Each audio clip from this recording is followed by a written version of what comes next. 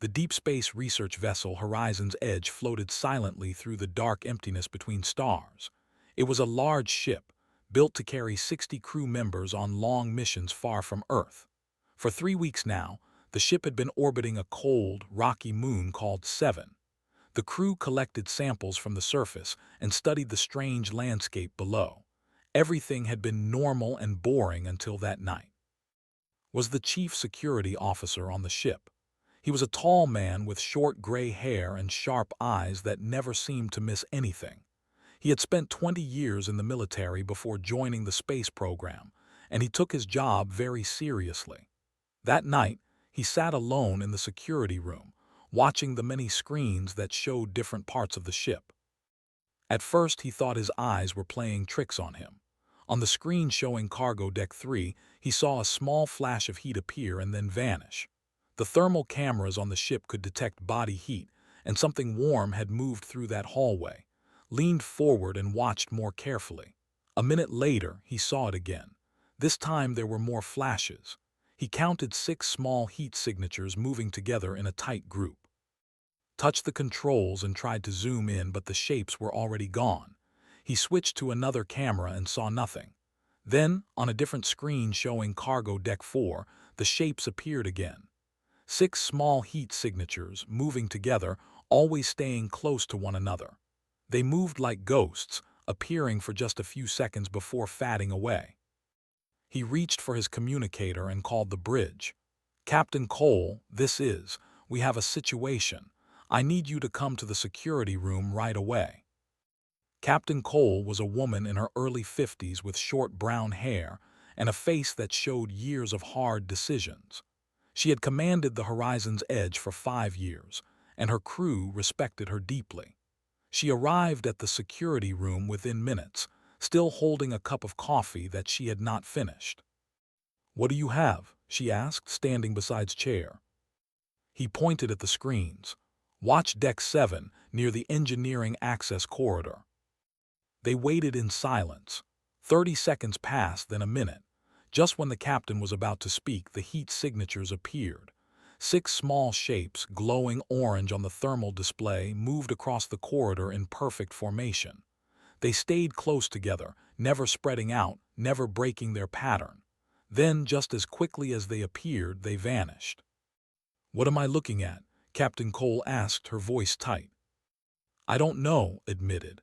"They've been appearing for the past hour, always 6 of them, always moving together. Every time I send a camera drone to investigate, they disappear before it arrives. Whatever these things are, they know we're watching." The captain set down her coffee cup. "Wake up the senior staff. I want everyone in the briefing room in 15 minutes." The briefing room was small and functional, with a round table and a holographic display in the center. The senior officers gathered quickly, most of them still looking tired from being woken up in the middle of the night cycle. Price, the young sensor technician, had brought his portable data pad and was already analyzing the recordings. Doctor, the ship's, sat with her arms crossed, her dark eyes focused on the holographic replay of the heat signatures. 6 distinct thermal readings, reported, his fingers moving across his data pad. They generate about the same heat as a small mammal, maybe 20 to 30 pounds each, but here's the strange part. They move in perfect synchronization. Watch this. He slowed down the replay. "See how they all take a step at the exact same moment. It's like they're connected somehow, or trained to move together."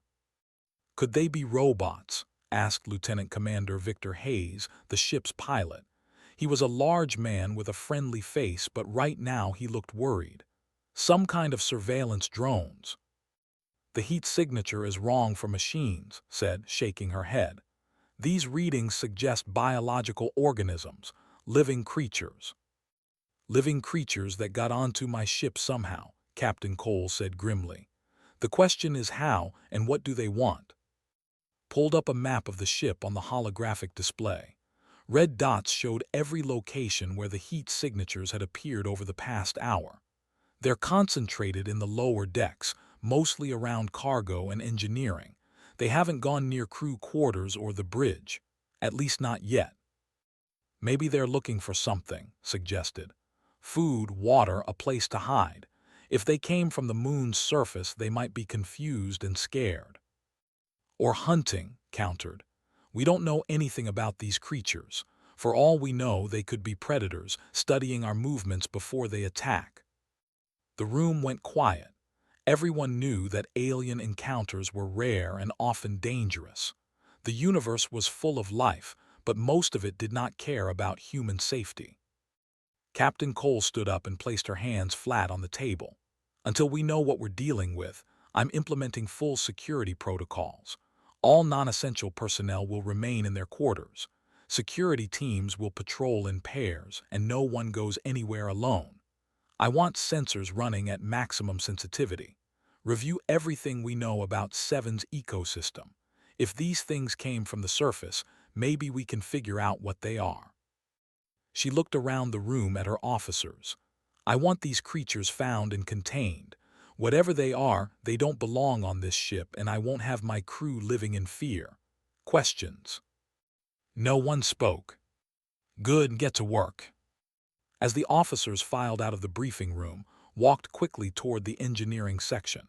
She was a quiet woman of 32, with practical brown hair and hands that were always stained with grease or machine oil. She had been the ship's senior engineer for 2 years, and she knew every pipe, wire, and circuit on the horizon's edge. No one noticed the slight worry in her eyes as she passed through the corridors.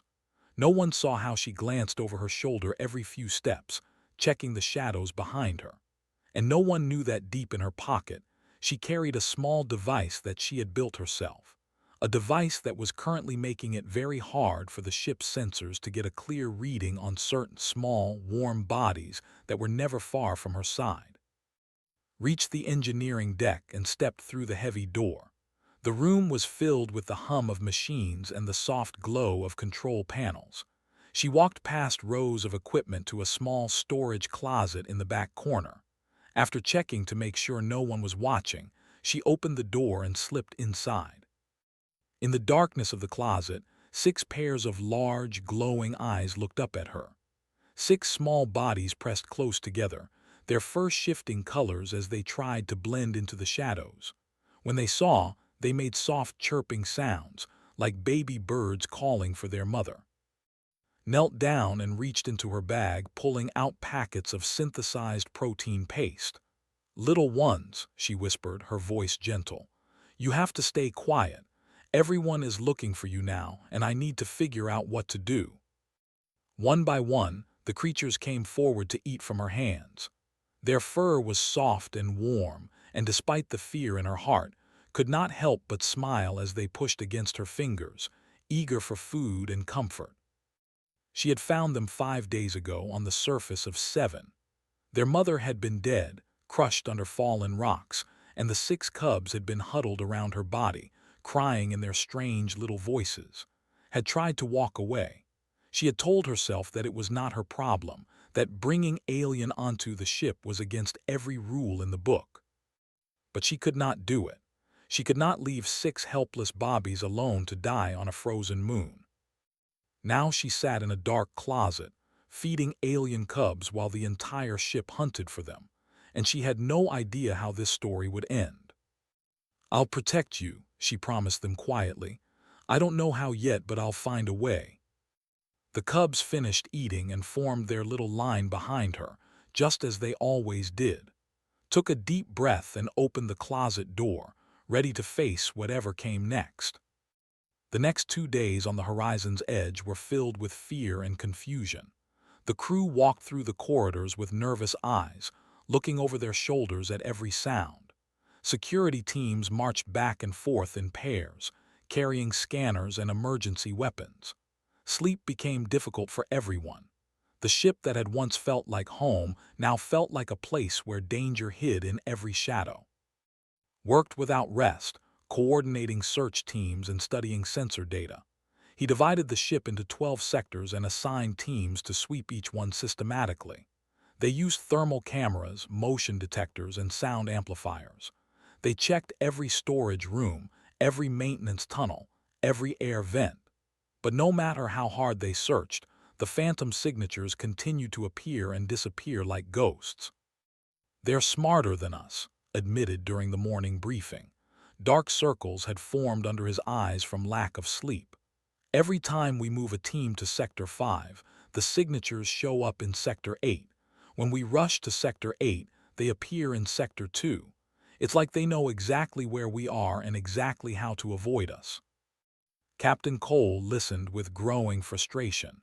Could they be accessing our communications somehow, reading our patrol schedules? Price shook his head. "I've checked our systems 3 times.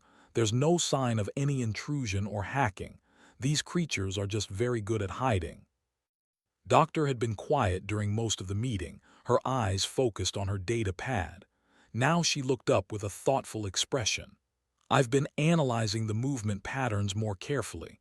There's something we missed." She stood up and connected her data pad to the holographic display. A map of the ship appeared, covered with hundreds of small red dots showing where the heat signatures had been detected over the past 48 hours.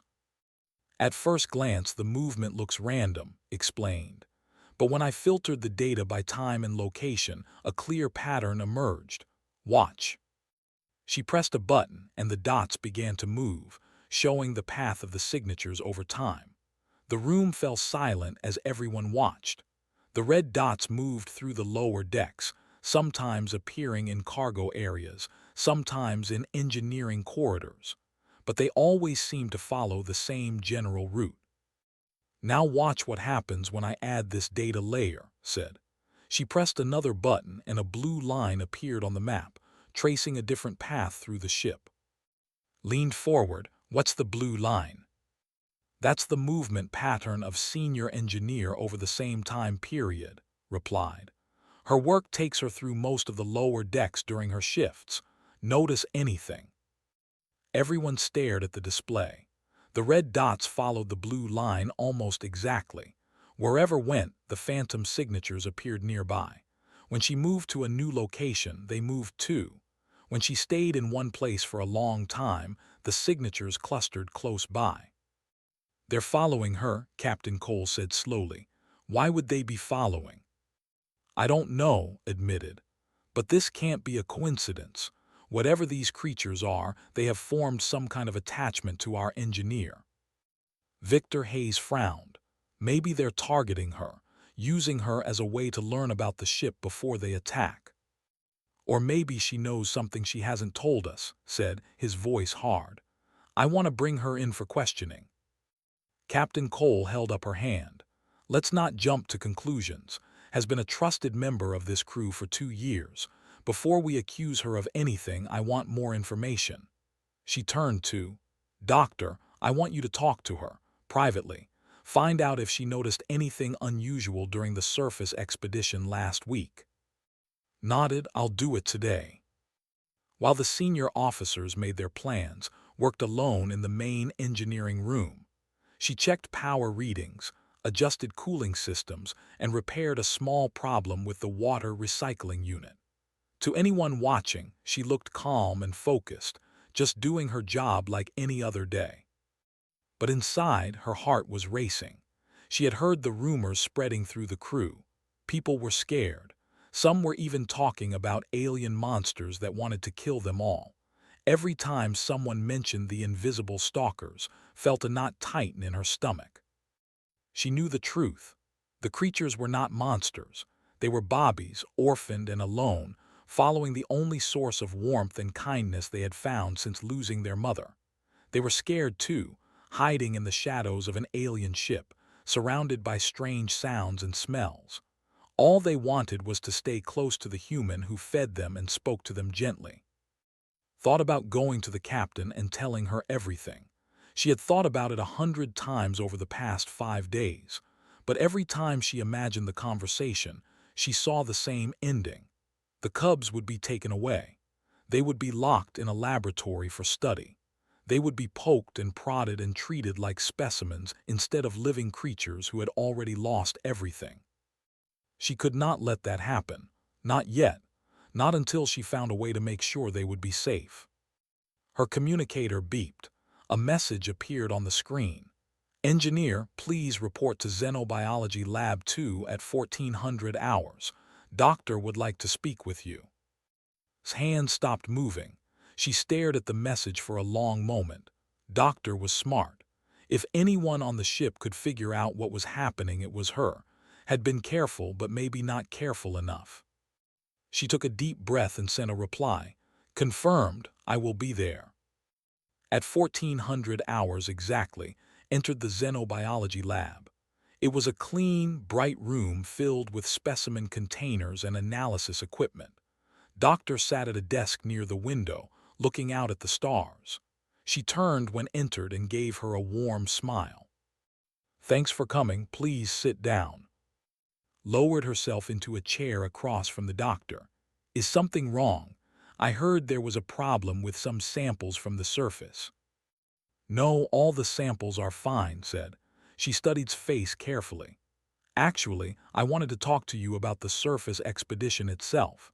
The one from last week, when your team collected rock samples from the Eastern Cave system. What about it? Pulled out her data pad and scrolled through some notes. According to the mission log, you separated from your team for approximately 30 minutes. Your communicator signal showed you were about 2 kilometers from the rest of the group. Can you tell me what happened? Had prepared for this question, she kept her voice steady. I got turned around in the fog. The terrain all looked the same and I lost sight of the others. I wandered for a while before finding my way back. That must have been frightening, said gently. Being alone on an alien moon surrounded by fog. Did you see anything while you were separated? Any signs of life? For a moment said nothing. She looked its kind face at the genuine concern in her eyes. Doctor was not trying to trap her. She was not looking for someone to blame. She just wanted to understand. Made a decision. Maybe it was time to trust someone. I found something, she said quietly. In a cave near some fallen rocks I found creatures. Small ones about the size of cats. There were 6 of them. Sat forward, her eyes wide. You found the heat signatures. You know what they are. They're bobbies, said, and suddenly the words came pouring out like water from a broken dam. Their mother was dead, crushed under rocks. The bobbies were just sitting there next to her body making these sad little sounds.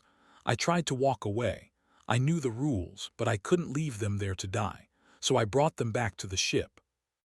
Listened in stunned silence as told her everything. The hidden closet, the smuggled food, the device she had built to blur the thermal sensors, the way the cubs followed her everywhere, walking in their perfect little line, trusting her completely. When finished speaking, she was crying. I know I broke every rule in the book. I know I should have reported it immediately. But they're just bobbies. They were alone and scared and they needed help. What was I supposed to do? What would you have done? Reached across the table and took's hand. I would have done the exact same thing, she said softly. Now dry your eyes and take me to see them. I think it's time I met these invisible stalkers for myself.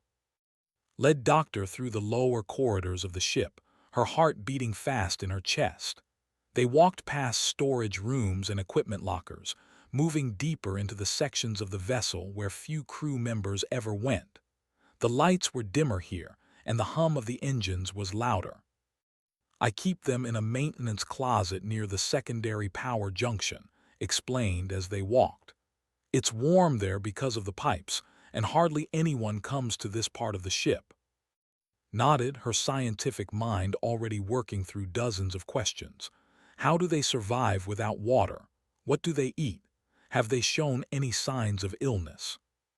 I bring them water from the recycling station, said, and they seem to like the protein paste we use for emergency rations. I was worried at first, but they eat it without any problems. She paused at a heavy door and punched in a code. They sleep a lot, huddled together in a pile. When they're awake, they just want to follow me around. The door slid open and led into a narrow corridor lined with pipes and electrical cables. At the far end was a small door marked Storage B7. Stopped in front of it and turned to with worried eyes. Please don't be scared, she said. They look strange at first, but they're harmless. They're just bobbies. She opened the door. The closet was dark except for the soft glow of a small emergency light that had installed. As the door opened wider, saw shapes moving in the shadows. Then, slowly, 6 pairs of eyes began to glow. They were large and round, reflecting the light like mirrors. The eyes floated in the darkness, all turned toward the 2 humans standing in the doorway. Felt her breath catch in her throat. For one moment, ancient fears rose up inside her. The darkness, the glowing eyes, the unknown, every instinct told her to run. Then stepped forward, and the creatures came out of hiding. They were unlike anything had ever seen. Each one was about the size of a large cat, with 4 short legs and a body covered in thick fur. But the fur was not a normal color.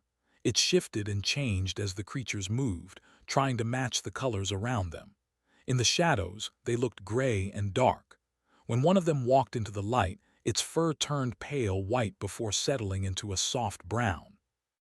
Their faces were almost comical, with flat noses and wide mouths that seemed to smile. Their ears were large and round, turning toward sounds like satellite dishes. And those eyes, enormous and beautiful, reflected emotions that recognized immediately: curiosity, hope, trust. "Hello, little ones," said softly, kneeling down. "I brought a friend to meet you." The cubs gathered around, pressing against her legs and making soft chirping sounds. Then, as if following some silent signal, they formed a line behind her, each one standing in the same position, each one perfectly still. They looked like soldiers waiting for orders. "That's remarkable," whispered. "They formed a line just like in the sensor readings." Smiled despite her worry. "They do this every time I stand up. I think it's how they followed their mother in the wild. She would walk and they would march behind her, stepping exactly when she stepped. It helped them stay together in the fog." Knelt down slowly, trying not to scare the cubs. One of them, slightly smaller than the others, broke formation and waddled toward her. It sniffed her hand, its wet nose cold against her skin. Then it made a happy chirping sound and pressed its head against her palm. "They're amazing," breathed. She looked up with wonder in her eyes. "Do you have any idea what you found? These creatures have adaptive camouflage more advanced than anything in our databases. Their social behavior suggests high intelligence, and their ability to synchronize movement. I've never seen anything like it." "I know they're special," said. "That's why I was afraid to tell anyone. I didn't want them to be treated like laboratory specimens. They've already lost their mother. I couldn't stand the thought of them being locked in cages and studied like objects." Stood up, her mind made up. "We need to tell the captain, tonight." His face went pale. "Please, can't we just wait a little longer? Maybe I can find a way to release them back on the moon safely, and no one ever has to know." "Listen to me," took her friend's hands and looked into her eyes. "The whole crew is terrified. They think there are monsters on the ship. Security teams are working themselves to exhaustion. People are scared to sleep. We can't let this continue." "But what will happen to the cubs?" "I don't know," admitted. "But I'll do everything in my power to protect them. And I think you underestimate Captain Cole. She's strict, but she's also fair. When she sees these little ones marching around like a tiny parade, I don't think she'll have the heart to hurt them." Looked back at the cubs. They had reformed their line behind her, waiting patiently for her next move. Their big eyes watched her with complete trust. They had no idea that their fate was about to be decided by strangers. "Okay," said finally. "We'll tell the captain, but I want to be there when we do. I want her to see how gentle they are." Nodded. "We'll do it together. Come on, let's contact the bridge." An hour later, Captain Cole stood outside Storage B7, surrounded by her senior officers. Had his hand on his weapon, ready for anything. Price held a sensor device, scanning for danger. Victor Hayes stood near the back, his large frame blocking the corridor in case something tried to escape. "This is what you wanted to show me?" Captain Cole asked, her voice neutral. You've been hiding the invisible stalkers in a storage closet. Stepped forward. They're not stalkers, Captain. They're just bobbies. Please let me show you. She opened the door. The cubs had been sleeping when they heard the voices outside. Now they were awake and scared, huddled together in the corner of the closet. Their fur had turned dark gray, trying to blend into the shadows. Their eyes were wide with fear. "It's okay," said softly, stepping into the closet. "These are friends. They won't hurt you." Slowly the cubs began to relax. They recognized his voice, and her presence calmed them. One by one, they came out of the corner and gathered around her feet. When she stood still, they formed their line behind her, 6 small creatures standing at attention. Captain Cole stared at the sight before her. Whatever she had been expecting, it was not this. Not 6 fluffy creatures with big eyes and color-changing fur, standing in a perfect row like they were waiting for inspection. "Those are the invisible stalkers," Victor Hayes said, surprise clear in his voice. "They're adorable." "They're alien of unknown capability," countered, but even his voice had softened slightly. "We don't know what they're capable of." "I know exactly what they're capable of," said. "They're capable of eating protein paste, sleeping in a warm pile, and following me around the ship. That's it. That's the full extent of their dangerous abilities." One of the cubs broke formation and waddled toward Captain Cole. It stopped at her feet and looked up with those enormous glowing eyes. Then it made a small chirping sound, almost like a question. Despite herself, the captain felt something warm stir in her chest. She had spent the past 2 days imagining horrible alien creatures prowling through her ship. She had been ready for monsters, for danger, for a fight. She had not been ready for this. "How long," she asked, her voice quiet, "how long have you been hiding them?" 5 days, admitted. "Since the surface expedition. I found them in a cave. Their mother was dead and they were alone. I couldn't leave them behind, Captain. I know I broke the rules. I know I should have reported it. But when I looked at those bobbies crying over their mother's body, all I could think about was how scared they must be, how alone they must feel." She paused, her voice breaking slightly. "I'm sorry for the confusion I caused. I'm sorry for scaring the crew. But I'm not sorry for saving their lives. I would do it again in a heartbeat." The closet fell silent. Everyone waited for the captain's decision. Cole looked down at the cub still sitting at her feet. It had started purring, a soft rumbling sound that vibrated through the air. Its fur had changed color again, now a warm golden brown that seemed to glow in the dim light. Slowly, carefully, the captain reached down and touched its head.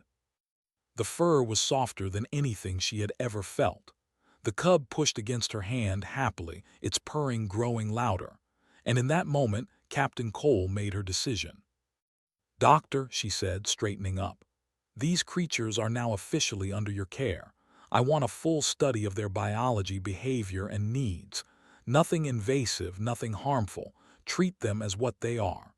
Refugees who found shelter on our ship." She turned to, "And you, engineer, will assist Doctor in their care. Since they've clearly chosen you as their guardian, you might as well make it official." His face lit up with relief and joy. "Thank you, Captain. Thank you so much."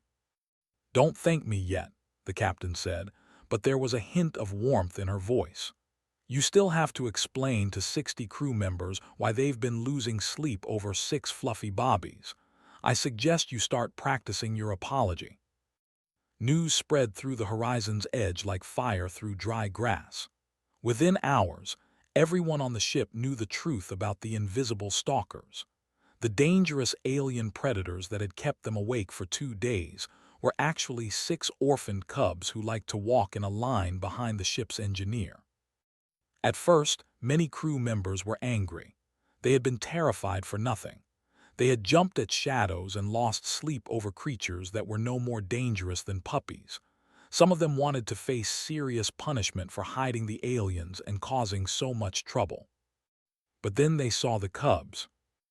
Doctor had moved the creatures to a larger room near the xenobiology lab. She set up cameras to observe their behavior, and created a comfortable space for them with soft bedding and warm lights. When crew members came to see the invisible stalkers for themselves, they found 6 fluffy creatures with big eyes and color-changing fur, all sitting in a neat row and chirping happily at visitors. The anger did not last long. "They're so cute," said Lisa Morgan, one of the ship's nurses, as she watched the cubs through the observation window. "Look at how they all sit the same way, like little soldiers." "The synchronized behavior is fascinating," explained. She had become the unofficial tour guide for curious crew members. "Based on my observations, I believe it's a survival adaptation. On their home moon, the terrain is rocky and covered in thick fog. By staying in a tight formation and moving together, the cubs could follow their mother without getting lost." "What do you call them?" Lisa asked. Smiled. "We haven't given them an official species name yet, but calls them the little marchers because of how they walk in a line. The name seems to be sticking." Spent most of her free time with the cubs now. She did not have to hide anymore, and the relief she felt was overwhelming. She could sit with them openly, feed them without fear, and watch them play without worrying about being discovered. The cubs had different personalities, she noticed. The largest one, who she called Big Guy, was calm and patient, always watching over the others. The smallest one, Little Bit, was curious and adventurous, always trying to explore new areas. There were 2 cubs who stayed close together at all times and named them the twins. One cub had a patch of darker fur on its face, so she called it Patches. And the last one, who made more noise than all the others combined, she named Chirpy. Captain Cole allowed to bring the cubs to different parts of the ship during her work shifts. They still followed her everywhere, marching in their perfect line, and their presence seemed to brighten the mood wherever they went. Crew members who had been stressed and exhausted began to smile again. Some of them brought treats for the cubs, experimenting with different foods to see what they liked. "It's amazing," Price said to one day in the cafeteria. 2 days ago, everyone was terrified. Now people are arguing about which cub is the—" Shook his head, but he was smiling too. "I've been in the military for 20 years. I've seen combat situations, emergency evacuations, life-threatening scenarios. But I've never seen anything break tension faster than a bunch of fluffy aliens walking in a parade." The cubs were changing the ship in ways no one had expected. Doctor noticed that crew morale had increased significantly since the discovery. People laughed more. They talked to each other about something other than work. They found excuses to visit the xenobiology section, just to watch the little marchers play. "I've studied alien for 15 years, wrote in her research notes. "But I've never encountered creatures with this effect on humans. There's something about them that triggers our protective instincts. When we look at them, we see innocence and trust. We see creatures who need our help, and somehow, helping them makes us feel better about ourselves." 2 weeks passed. The Horizon's Edge continued its mission around 7, but now the crew had something new to care about. The cubs grew stronger and healthier under attention. Their fur became shinier, their eyes brighter, their chirping louder. They learned to recognize different crew members and reacted with excitement when certain people entered the room. Big Guy liked Victor Hayes, probably because Victor always brought him extra food. Little Bit had become attached to Price, following the sensor technician around whenever she got the chance. The twins preferred to stay with, never straying far from her side. Patches had surprisingly chosen as his favorite human, which embarrassed the tough security officer more than he would admit. And Chirpy loved everyone equally, making happy noises at whoever paid attention to him. "We need to think about the future," Captain Cole said during a senior staff meeting. "Our mission at 7 ends in 3 weeks. What happens to the cubs when we leave?" The room fell silent. It was a question no one wanted to answer. "We could release them back on the moon," Victor suggested. "Return them to their natural habitat."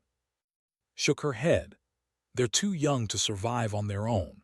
Without a mother to teach them how to hunt and find shelter, they would die within days. Their camouflage abilities are impressive, but they're not fully developed yet. Predators would find them easily. Then we take them with us, said firmly. We bring them back to Earth, or to a research station where they can be studied and protected. That's not a simple decision, Captain Cole replied. There are laws about transporting alien, quarantine requirements, safety protocols. The paperwork alone could take months. So we do the paperwork, said. We follow the protocols. We do whatever it takes. These cubs didn't ask to be orphaned. They didn't ask to be brought onto our ship, but they're here now and we're responsible for them. Spoke up, his voice thoughtful. In my experience, rules exist for good reasons, but sometimes the right thing to do isn't the same as the easy thing to do. These creatures are clearly not a threat to us or anyone else. They've done nothing but bring this crew together. I say we fight for them. One by one, the other officers nodded in agreement. Victor, even the captain herself seemed moved by their unity. All right, Cole said finally. I'll contact headquarters and explain the situation. I'll argue for an exemption for special consideration for whatever it takes, but I want everyone to understand something. She looked around the table with serious eyes. If they say no, we have to accept that decision. We can't keep these creatures forever without proper authorization. Agreed. Everyone agreed, though the worry in their eyes was clear.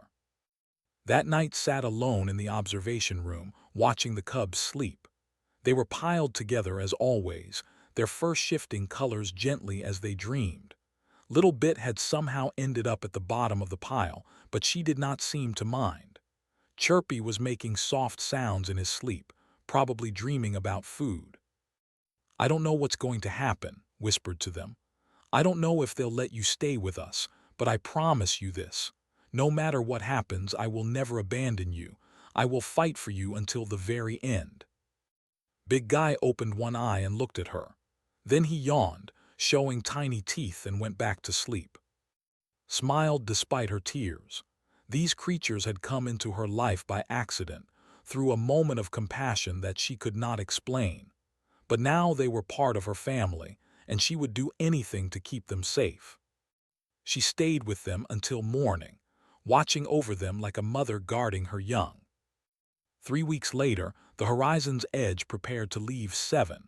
The mission had been completed successfully. Rock samples were stored safely in the cargo hold.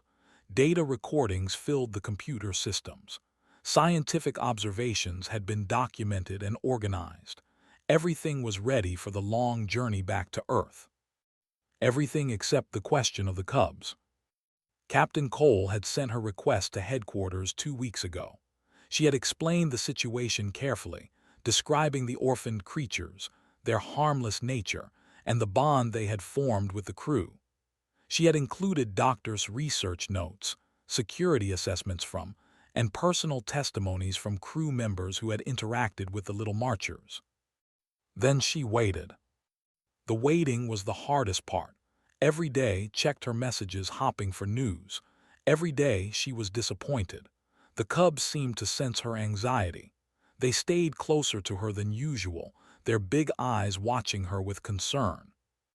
They know something is wrong, observed one morning. They can read your emotions. When you're worried, they become worried too. I'm trying to stay calm, said, but it's hard. What if they say no? What if they order us to release the cubs back on the moon? They'll die. They're not ready to survive on their own. We won't let that happen, promised. Whatever the decision is, we'll find a way. The message came on the last day before departure. Captain Cole gathered the senior staff in the briefing room, her face unreadable. Stood at the back, her hands shaking slightly as she waited to hear their fate. I received a response from headquarters this morning, the captain said. I'll read it to you directly. She picked up her data pad and began to read. To Captain Cole, commanding officer of the Horizon's Edge. After careful consideration of your request regarding the alien discovered on 7, the Space Exploration Committee has reached a decision. Held her breath. The room was completely silent.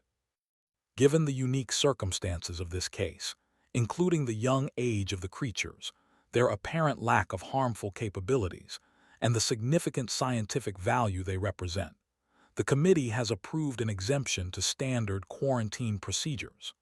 The creatures designated as little marchers may be transported to the Xenobiology Research Center on Mars, where they will receive proper care and study. Senior Engineer is hereby assigned as their primary caretaker during transport and initial settlement. This assignment is effective immediately. Captain Cole looked up from the data pad. They said yes. For a moment no one moved, then burst into tears. They said yes, she repeated, covering her face with her hands. They said yes. Oh my God, they said yes. The room erupted in celebration. Victor Hayes let out a loud cheer. Price was grinning so wide his face might split, even allowed himself a rare smile, rushed to his side and hugged her tightly. You did it, said. You saved them. We did it, corrected, wiping her eyes. We all did it together. Captain Cole waited for the noise to die down before continuing. There's more to the message. The committee was impressed by the way this crew handled the situation. They mentioned that our actions demonstrated the best qualities of human exploration, including curiosity, compassion, and cooperation. They want to use our experience as an example for other crews who may encounter unexpected alien life in the future. She set down the data pad and looked around the room at her officers. I'm proud of all of you. 2 weeks ago, we were hunting for invisible stalkers, ready for combat. Today, we're transporting 6 orphaned cubs to a new home where they'll be safe and cared for. This is what humanity is capable of when we lead with our hearts instead of our fears. The celebration continued long into the night. Crew members who had been anxious and worried now laughed and joked in the common areas. Someone brought out musical instruments, and soon there was singing and dancing. The cubs were brought out of the observation room and allowed to join the party. They waddled through the crowd, chirping happily, accepting treats from every hand that offered them. Sat in the corner, watching the scene with a full heart. Big Guy had settled beside her, his large body warm against her leg. Little Bit was exploring under the tables, fascinated by all the activity. The twins stayed close to each other as always, but even they seemed excited by the celebration. Patches had found again and was sitting in his lap, much to the security officer's embarrassment. And Chirpy was in the center of it all, making noise and enjoying every moment of attention. You know, said, sitting down beside, I've been thinking about why humans react so strongly to creatures like these. It's not just because they're cute, although that certainly helps. What do you mean? Asked. Gestured at the scene around them. Look at how happy everyone is. For the past 3 weeks, these cubs have given the crew something to care about beyond their jobs. They've given people a reason to come together, to cooperate, to hope.